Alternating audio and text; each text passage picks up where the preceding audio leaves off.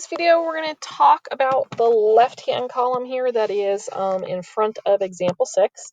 So there's a lot of different ways when we're talking about position, velocity, and acceleration that we can actually, lots of words we could see in the problem.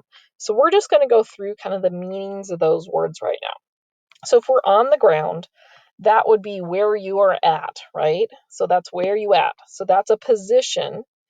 And when you're on the ground, our position or our height would have to be 0, okay? If it says our position is on the right, that means our position is positive. If it says it's on the left, that means our position is negative. More words that kind of mean the same thing. If we are above ground would be where you at, position is positive. If you're below ground, that would be negative, okay? Now, we just switched to the word moving. So, where are you going, right? Where are you going? So that implies moving. So if it says moving to the right, that means the velocity is positive.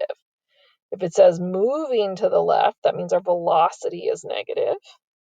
If it says moving up, our velocity is positive. If it says moving down, our velocity is negative. And then if it says dropped or rest, dropping and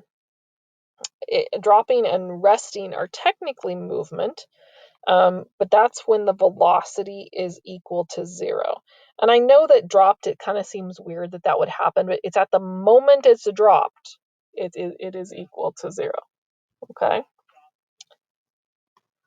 And then if we are farthest to the right,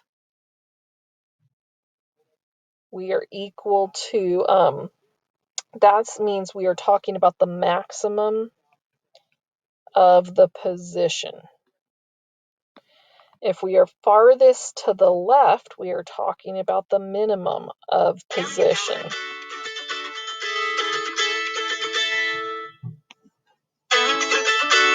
So if they ask you if something is the highest, that would be something that would be the maximum of position.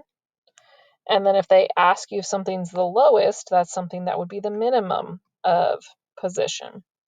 If you are given a time that something happens, then simply plug